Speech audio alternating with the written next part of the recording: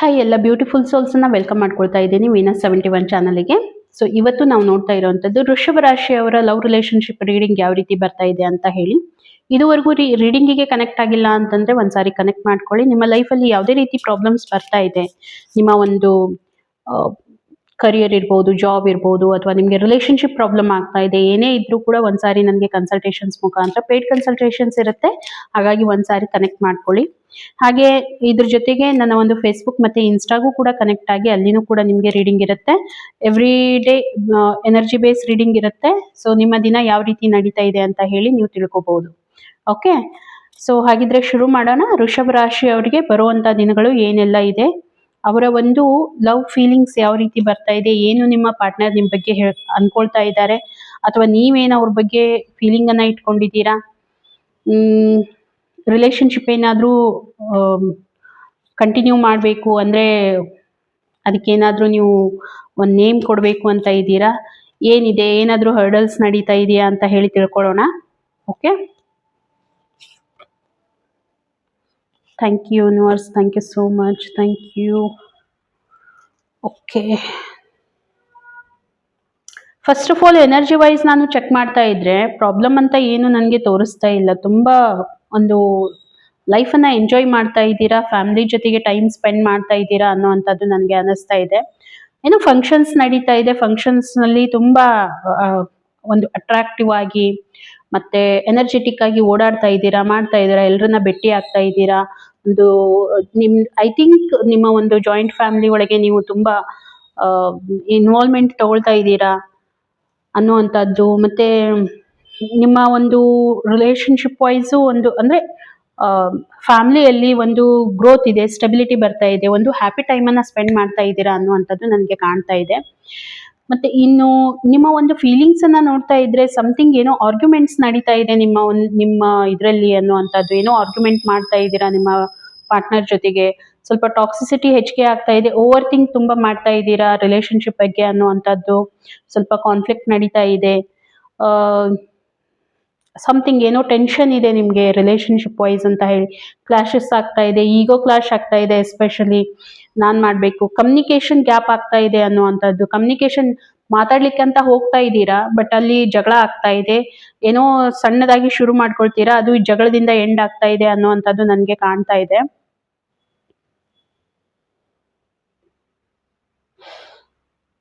Arguments ತುಂಬಾ ನಡೀತಾ ಇದೆ ಅಂತ ಹೇಳಿ ಬರ್ತಾ ಇದೆ. ಓಕೆ, ನಿಮ್ಮ ಪಾರ್ಟ್ನರ್ ಒಂದು ಫೀಲಿಂಗ್ ಅನ್ನ ನೋಡ್ತಾ ಇದ್ರೆ ಅವರು ಕೂಡ ತುಂಬಾ ಏನ್ ಹ್ಯಾಪಿ ಆಗಿಲ್ಲ. ಅವರು ಕೂಡ ಏನಂತಂದ್ರೆ ಈ ರಿಲೇಶನ್ಶಿಪ್ ಅಲ್ಲಿ ಇನ್ಸೆಕ್ಯೂರ್ ಆಗಿದ್ದಾರೆ, ಇನ್ಸೆಕ್ಯೂರಿಟಿ ಅವ್ರಿಗೆ ಬರ್ತಾ ಇದೆ, ಟ್ರಸ್ಟ್ ಇಶ್ಯೂಸ್ ನಡೀತಾ ಇದೆ, ನಿಮ್ಮನ್ನ ಟ್ರಸ್ಟ್ ಮಾಡ್ಲಿಕ್ಕೆ ಆಗ್ತಾ ಇಲ್ಲ ಅವ್ರಿಗೆ. ಒಂದು ಏನೋ ಭಯ ಹುಟ್ಕೊಂಡಿದೆ, ಎಲ್ಲಿ ನನ್ನನ್ನ ಬಿಟ್ಟು ಹೋಗ್ತಾರೋ ಏನೋ ಅನ್ನೋ ಅಂತ ಒಂದು ಭಯ ನಡೀತಾ ಇದೆ ಅವ್ರಿಗೂ ಕೂಡ. ಪೀಸ್ ಅನ್ನುವಂಥದ್ದೇ ಇಲ್ಲ, ಶಾಂತಿ, ಮನಃಶಾಂತಿ ಅನ್ನುವಂಥದ್ದವರು ಕಳ್ಕೊಂಡ್ಬಿಟ್ಟಿದ್ದಾರೆ ಅಂತ ಹೇಳಿ ನನ್ಗೆ ಅನಿಸ್ತಾ ಇದೆ. ಯಾರಾದ್ರೂ ನಿಮ್ಮ ಲೈಫಲ್ಲಿ ಥರ್ಡ್ ಪರ್ಸನ್ ಯಾರಾದ್ರೂ ಎಂಟ್ರಿ ಆಗಿದ್ದಾರಾ ಅಂತ ಹೇಳಿ ಒಂದ್ಸಾರಿ ನೋಡಿ ಕ್ರಾಸ್ ಚೆಕ್ ಮಾಡ್ಕೊಳ್ಳಿ. ಯಾಕೆ ಇದನ್ನ ಹೇಳ್ತಾ ಇದ್ದೀನಿ ಅಂತಂದ್ರೆ, ಥರ್ಡ್ ಪಾರ್ಟಿ ಅಂತಂದ್ರೆ ಯಾರೋ ನಮ್ಮ ಲವ್ ಸೈಡ್ ಇಂದ ಬರಬೇಕು, ಎಕ್ಸ್ ಬರಬೇಕು ಅಂತಾನೆ ಇರೋದಿಲ್ಲ. ಕೆಲವೊಂದ್ ಸಾರಿ ಏನಾಗುತ್ತೆ, ನಾವು ತುಂಬಾ ನಂಬಿರ್ತೀವಿ, ನಮ್ಮ ಫ್ರೆಂಡ್ ಸರ್ಕಲ್ ಏನಿದೆ ಆ ರೀತಿ ಜನಗಳು ಇರ್ತಾರೆ, ತುಂಬಾ ನಂಬಿರ್ತೀವಿ, ಅವ್ರಿಂದಾನೇ ನಮ್ಗೆ ಧೋಖಾ ಆಗುವಂತ ಚಾನ್ಸ್ ಇದೆ. ಸೊ ಇಲ್ಲಿನೂ ಕೂಡ ಕಾರ್ಡ್ ಅದನ್ನೇ ಹೇಳ್ತಾ ಇದೆ, ಯಾರೋ ನಂಬಿರುವಂತ ವ್ಯಕ್ತಿಗಳೇ ನಿಮ್ಮ ಇಬ್ಬರ ನಡು ಏನೋ ತರ್ತಾ ಇದ್ದಾರೆ ಅಂತ ಹೇಳಿ. ಒಂದ್ ಇಬ್ರು ಜನ ಈ ವ್ಯಕ್ತಿಗಳಿರ್ತಾರೆ, ಒಬ್ರು ಮೇ ಬಿ ನಿಮ್ಮ ಒಂದು ಫ್ಯಾಮಿಲಿ ಫ್ರೆಂಡ್ ಅಲ್ಲಿ ಇರಬಹುದು, ಅಥವಾ ಹೊರಗಡೆಯಿಂದ ಒಬ್ರು ಇರಬಹುದು ಅಂತ ಹೇಳಿ ನನಗೆ ಅನಿಸ್ತಾ ಇದೆ. ಹಾಗಾಗಿ ನಿಮ್ಗೆ ಎಷ್ಟು ಎಸ್ಪೆಷಲಿ ನಿಮ್ಮ ಒಂದು ಪಾರ್ಟ್ನರ್ಗೆ ಭಯ ಯಾವ ರೀತಿ ಬರ್ತಾ ಇದೆ ಅಂತಂದ್ರೆ ಏನ್ ಮಾಡ್ಬೇಕು ಅಂತ ಅವ್ರಿಗೆ ಗೊತ್ತಾಗ್ತಾ ಇಲ್ಲ. ಓಕೆ, ತುಂಬಾ ಕನ್ಫ್ಯೂಸ್ ಇದ್ದಾರೆ, ಮತ್ತೆ ಎಲ್ರ ಮುಂದೆ ನಗ್ತಾ ಇರ್ತಾರೆ, ಬಟ್ ಒಳಗಿಂದ ಒಳಗೆ ತುಂಬಾ ನೋವನ್ನ ಅನುಭವಿಸ್ತಾ ಇದ್ದಾರೆ. ಏನ್ ಮಾಡ್ಬೇಕು ಅಂತ ಗೊತ್ತಾಗ್ತಾ ಇಲ್ಲ, ಹೇಳ್ಕೊಳ್ಲಿಕ್ ಆಗ್ತಾ ಇಲ್ಲ ಎಮೋಷನ್ಸ್ ನ.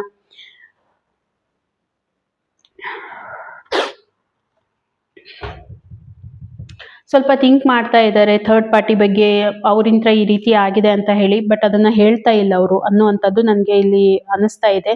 ಕನ್ಫ್ಯೂಷನ್ನು ಇದೆ, ಏನೋ ಸ್ವಲ್ಪ ಸೀಕ್ರೆಟ್ಸ್ ಇದೆ ಅಂತ ಹೇಳಿ ಒಂದು ಇಲ್ಯೂಷನ್ ಕ್ರಿಯೇಟ್ ಆಗಿದೆ ಅನ್ನುವಂಥದ್ದು ನನಗೆ ಕಾಣ್ತಾ ಇದೆ. ಸ್ವಲ್ಪ ನೋಡ್ಕೊಳ್ಳಿ, ಯಾಕಂತಂದ್ರೆ ಪ್ರಾಬ್ಲಮ್ ನಡೀತಾ ಇದೆ, ಇಬ್ಬರಲ್ಲಿನೂ ನಡೀತಾ ಇದೆ. ಸ್ವಲ್ಪ ಮಾತಾಡಿ ನೀವು ಇದನ್ನ ಏನ್ ಬರ್ಬೋದು ನಿಮ್ಗೆ, ಎದ್ರಿ ಏನ್ ಪ್ರಾಬ್ಲಮ್ ಏನ್ ಬರ್ಬೋದು ಅಂತ ಹೇಳಿ ನೋಡೋದಾದ್ರೆ, ಆ ಸ್ವಲ್ಪ ಮ್ಯಾರೇಜ್ ವಿಷಯದಲ್ಲಿ ಏನಾದ್ರೂ ಪ್ರಾಬ್ಲಮ್ ಆಗ್ತಾ ಇದೆ ಅಂತ ಹೇಳಿ ಇಲ್ಲಿ ನನ್ಗೆ ಅನಿಸ್ತಾ ಇದೆ. ರಿಲೇಶನ್ಶಿಪ್ ಅಲ್ಲಿ ಸ್ಟೆಬಿಲಿಟಿ ಬರ್ತಾ ಇಲ್ಲ, ಅಂದ್ರೆ ಹ್ಯಾಪಿ ಮೂಮೆಂಟ್ಸ್ ಅನ್ನ ಸ್ಪೆಂಡ್ ಮಾಡ್ತಾ ಇಲ್ಲ, ಕ್ರಿಯೇಟ್ ಆಗ್ತಾ ಇಲ್ಲ. ಮ್ಯಾರೇಜ್ ಲೈಫ್ ಅಲ್ಲಿ ಕಾನ್ಫ್ಲಿಕ್ಟ್ಸ್ ನಡೀತಾ ಇದೆ ಅನ್ನುವಂಥದ್ದು. ಲಾಂಗ್ ಟರ್ಮ್ ರಿಲೇಶನ್ಶಿಪ್ ಇದೆ, ಬಟ್ ಅದಕ್ಕೆ ಒಂದು ಅಂಡರ್ಸ್ಟ್ಯಾಂಡಿಂಗ್ ಇನ್ನೂ ಬರ್ತಾ ಇಲ್ಲ. ಫೇಲ್ಯೂರ್ ಆಗ್ತಾ ಇದೆ ಅಂತ ಹೇಳಿ ನನ್ಗೆ ಅನಿಸ್ತಾ ಇದೆ. ರೆಕಗ್ನೈಸೇಷನ್ ಪ್ರಾಬ್ಲಮ್ ಹೇಳಿದ್ನಲ್ವಾ, ಈಗೋ ಪ್ರಾಬ್ಲಮ್ ಬರುವಂತದ್ದು, ಈಗೋ ಹಿಟ್ ಆಗ್ತಾ ಇದೆ ಇಬ್ಬರ ನಡುವೆ. ನನಗೆ ರೆಕಗ್ನೈಸ್ ಮಾಡ್ತಾ ಇಲ್ಲ, ನನ್ನ ಜೊತೆಗೆ ಇದನ್ ಮಾಡ್ತಾ ಇಲ್ಲ, ನಾನು ಅನ್ನುವಂಥದ್ದು ಯಾವಾಗ ಬರುತ್ತೆ ಇಬ್ಬರಲ್ಲಿ, ರಿಲೇಶನ್ಶಿಪ್ ಅಲ್ಲಿ ಎಸ್ಪೆಷಲಿ, ಅವಾಗ ಪ್ರಾಬ್ಲಮ್ ಕ್ರಿಯೇಟ್ ಆಗೋದು ಇದ್ದೇ ಇರುತ್ತೆ. ಹಾಗೆ ಇಲ್ಲಿ ಆಗ್ತಾ ಇದೆ ಅನ್ನುವಂಥದ್ದು ಬರ್ತಾ ಇದೆ. ಓಕೆ, ಅದರಿಂದಾಗಿ ಈ ರೀತಿ ಆಗ್ತಾ ಇದೆ. ಸ್ವಲ್ಪ ಮಟೀರಿಯಲ್ ವೈಸ್ ನೋಡಿದಾಗನು ಕೆಲವೊಂದ್ ಸಾರಿ ಪ್ರಾಬ್ಲಮ್ ಆಗ್ತಾ ಇದೆ ಅಂತ ಹೇಳಿ ನನ್ಗೆ ಅನಿಸ್ತಾ ಇದೆ. ಎಲ್ಲೋ ಒಂದ್ ಕಡೆ ನಿಮ್ಮ ಒಂದು ವರ್ಕ್ ಅಂತ ಹೇಳ್ಬೋದು, ನಿಮ್ಮ ಒಂದು ಏನು ನೀವು ಕರಿಯರ್ ಮೇಲೆ ಏನು ಫೋಕಸ್ ತುಂಬಾ ಮಾಡ್ತಾ ಇದ್ದೀರಾ, ಅಲ್ಲಿಂದ ನಿಮ್ಗೆ ಪ್ರಾಬ್ಲಮ್ ಆಗ್ತಾ ಇದೆ. ನಿಮ್ಮ ಒಂದು ರಿಲೇಶನ್ಶಿಪ್ ಅಲ್ಲಿ ಟೈಮ್ ಕೊಡ್ಲಿಕ್ಕೆ ಆಗ್ತಾ ಇಲ್ಲ, ಅಂಡರ್ಸ್ಟ್ಯಾಂಡಿಂಗ್ ಮಾಡ್ಕೊಳಿಕ್ ಆಗ್ತಾ ಇಲ್ಲ ಅನ್ನೋವಂಥದ್ದು ಇಲ್ಲಿ ಬರ್ತಾ ಇದೆ. ಹಾಗಿದ್ರೆ ಮುಂದೆ ಫ್ಯೂಚರ್ ಅಲ್ಲಿ ಏನಾಗ್ಬಹುದು? ಫ್ಯೂಚರ್ ಅಲ್ಲಿ ಇವತ್ತೇನಾದ್ರೂ ಈ ರಿಲೇಶನ್ಶಿಪ್ ಮೇಲೆ ಏನ್ ನಾನು ಹೇಳಿದ್ದೀನಿ ಆ ಏರಿಯಾದ ಮೇಲೆ ನೀವೇನಾದ್ರೂ ವರ್ಕ್ ಮಾಡಿದ್ದೇ ಆಯ್ತು ಅಂತಂದ್ರೆ, ಫ್ಯೂಚರ್ ಅಲ್ಲಿ ರಿಲೇಶನ್ಶಿಪ್ ಸುಧಾರಿಸ್ಕೊಳ್ಳೋ ಅಂತ ತುಂಬಾ ನಿಮ್ಗೆ ಅವಕಾಶ ಕೊಡ್ತಾ ಇದೆ ಯೂನಿವರ್ಸ್.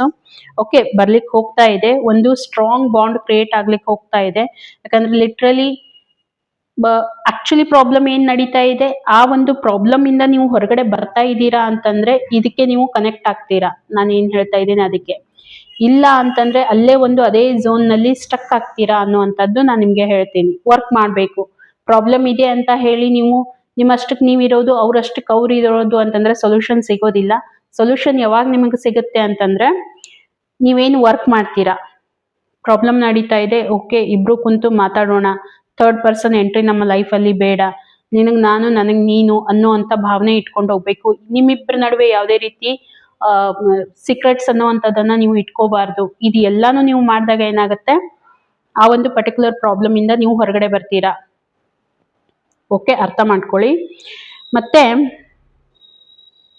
ಸ್ವಲ್ಪ ಇಮ್ಮೆಚೂರಿಟಿ ತೋರಿಸುವಂಥದ್ದು, ನಿಮ್ಮ ಪಾರ್ಟ್ನರ್ಗೆ ಸ್ವಲ್ಪ ಇಮ್ಮೆಚೂರಿಟಿ ತುಂಬಾ ಇದೆ, ಅದನ್ನ ಸ್ವಲ್ಪ ಸುಧಾರಿಸ್ಕೊಳ್ಳಿಕ್ಕೆ ಹೇಳಿ. ಅಂದ್ರೆ ಇನ್ನು ಯಾವ ರೀತಿಯಾಗಿ ಮೆಚೂರಿಟಿ ಲೆವೆಲ್ ಇನ್ನು ಯಾವ ರೀತಿಯಾಗಿ ಬೆಳಿಬೇಕು, ನಾವ್ ಏನಿದ್ದೀವಿ, ನಾವ್ ಏನ್ ಮಾಡ್ಲಿಕ್ಕೆ ಹೋಗ್ತಾ ಇದ್ದೀವಿ, ನಮ್ಮ ಲೈಫಲ್ಲಿ ಇನ್ನೂ ಏನ್ ಇಂಪ್ರೂವ್ಮೆಂಟ್ ಆಗಬೇಕು ಅನ್ನೋ ಅಂಥದ್ದನ್ನ ಅವ್ರೇನಾದ್ರೂ ಥಿಂಕ್ ಮಾಡಿದ್ದೇ ಆಯ್ತು ಅಂತಂದ್ರೆ ಕರೆಂಟ್ ಸಿಚುವೇಶನ್ ಸುಧಾರಿಸುವಂತ ಚಾನ್ಸಸ್ ಪೂರ ಇದೆ. ಓಕೆ, ಇನ್ ಫ್ಯೂಚರ್ ಅಲ್ಲಿ ಚೆನ್ನಾಗಾಗತ್ತೆ ಇದ್ರ ಮೇಲೆ ವರ್ಕ್ ಮಾಡಿದ್ರೆ. ಹಾಗಿದ್ರೆ ಯೂನಿವರ್ಸ್ ಏನ್ ಹೇಳ್ತಾ ಇದೆ, ಅಡ್ವೈಸ್ ಏನ್ ಮಾಡ್ತಾ ಇದೆ, ನಿಮ್ಗೆ ಗೈಡಿಯನ್ಸ್ ಏನ್ ಬರ್ತಾ ಇದೆ ಅದನ್ನ ನೋಡಿ. ನಿಮ್ಮ ಸೋಲ್ಮೇಟ್ ಅನ್ನ ನೀವೇನಾದ್ರೂ ಇದನ್ ಮಾಡ್ಬೇಕು ಅಂತಂದ್ರೆ ಫೀಲಿಂಗ್ಸ್ ಅನ್ನ ತಗೊಂಡ್ ಬರ್ಬೇಕು ಮೊದಲು. ಫೀಲಿಂಗ್ಸ್ ಯಾವ ರೀತಿ ತಗೊಂಡ್ ಬರ್ತೀರಾ, ಆ ಫೀಲಿಂಗ್ಸ್ ಇನ್ಕಂಪ್ಲೀಟ್ನೆಸ್ ಇದೆ ಅಂತ ಹೇಳಿ ಬರ್ತಾ ಇದೆ. ಎಂಪ್ಟಿನೆಸ್, ಜೊತೆಲೇ ಇರ್ತೀರಾ ಆದ್ರೆ ಇಬ್ರಿಗೂ ಅಲೋನ್ ಇರೋವಂತ ಭಾವನೆ. ಯಾಕೆ ಈ ರೀತಿ ಆಗತ್ತೆ, ಯಾಕಂದ್ರೆ ಆ ಫೀಲಿಂಗ್ ಕೊರತೆ ಇರತ್ತೆ. ಇಬ್ರು ಅರ್ಥ ಮಾಡ್ಕೊಳ್ಳುವಂತದ್ದು, ಆ ಒಂದು ಬಾಂಡಿಂಗ್ ಏನಿದೆ, ಆ ಬಾಂಡಿಂಗ್ ಇನ್ನು ಕ್ರಿಯೇಟ್ ಆಗಿಲ್ಲ ಇಬ್ಬರ ನಡುವೆ. ಅದಕ್ಕಾಗಿ ನಿಮ್ಗೆ ಏನಾಗ್ತಾ ಇದೆ, ಪ್ರಾಬ್ಲಮ್ ಬರ್ತಾ ಇದೆ. ಫುಲ್ಫಿಲ್ಮೆಂಟ್ ಇದ್ದು ರಿಲೇಶನ್ಶಿಪ್ ಅಲ್ಲಿ ಆ ಒಂದು ಫುಲ್ಫಿಲ್ಮೆಂಟ್ನೆಸ್ ಬರ್ತಾ ಇಲ್ಲ ಇಬ್ರಿಗೂ ಕೂಡ. ಇರ್ತೀರಾ ಜೊತೆಗಿರ್ತೀರಾ ಅಷ್ಟೇ, ಬಟ್ ಇರೋವಂಥ ಟೈಮ್, ಕ್ವಾಲಿಟಿ ಟೈಮ್ ಅನ್ನ ನೀವೇನ್ ಸ್ಪೆಂಡ್ ಮಾಡ್ತೀರಾ, ಆ ಒಂದು ಭಾವನೆಗಳ ಒಂದು ಫೀಲಿಂಗ್ಸ್ ನಿಮ್ಮಲ್ಲಿ ಇನ್ನೂ ಬರ್ತಾ ಇಲ್ಲ ಅನ್ನೋವಂಥದ್ದು ಇಲ್ಲಿ ಯೂನಿವರ್ಸ್ ಹೇಳ್ತಾ ಇದೆ. ಹಾಗಾಗಿ ಯಾವ್ಯಾವ ಏರಿಯಾದಲ್ಲಿ ನಾನು ನಿಮ್ಗೆ ಹೇಳಿದ್ದೀನಿ ಈ ರೀತಿ ಪ್ರಾಬ್ಲಮ್ಯಾಟಿಕ್ ಇದೆ ಅಂತ ಹೇಳಿ, ಸ್ವಲ್ಪ ಅಬ್ಸರ್ವ್ ಮಾಡಿ ಆ ಒಂದು ಏರಿಯಾದ ಮೇಲೆ ನೀವೇನಾದ್ರೂ ವರ್ಕ್ ಮಾಡಿದ್ದೇ ಆಯ್ತು ಅಂತಂದ್ರೆ ಚೆನ್ನಾಗಿದೆ.